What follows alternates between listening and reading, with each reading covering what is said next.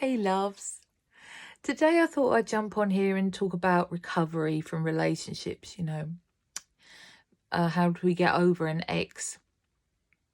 And a lot of people join my coaching program when they've had an ending of some form, whether that's divorce or the end of a relationship or the end of a lifestyle, the end of a job, or they realise that their way of life isn't just working anymore, or often when they've really crashed to the bottom and they're ready to rise and rise again, but they need a hand. And that's where I step in. So recovery from an ex. Well, this is particularly my subject because I find it really hard to fully let someone go. And it's because when I love very deeply. And I will try again because I can't understand why it was over. And when I feel really connected to somebody, they're always in my heart. And I find it hard to not think about them. I find it hard to not send them love. And when I'm mad at them, I have to be really careful and find it. I have to hold myself back from like thinking about them in a way that's not very nice. Initially, I have to be very aware of that. But also I'm a real empath, so I might even be picking up on when they're thinking about me. Who knows? Who knows? But recovery from an ex, to stop thinking about an ex, the way that's really helped me, there's loads of ways. It takes time. Time's a great healer, but that sounds a flippant cliche. So what I'm saying is focus on the blessings that they brought you.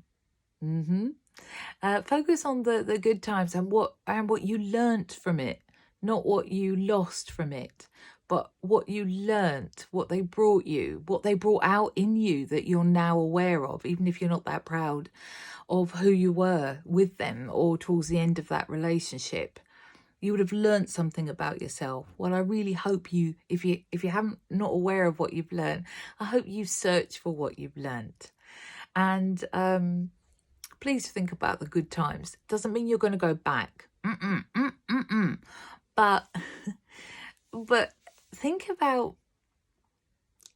who you were before you met them.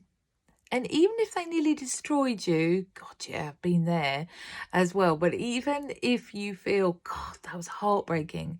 Maybe you've come out of a real toxic relationship or a narcissistic relationship. It's just a killer. It really is narcissistic abuse because you really, question yourself. And perhaps you're questioning yourself anyway in your relationships. But that's a really good thing because without that hurt, without that pain, or without that relationship, you wouldn't be who you are today.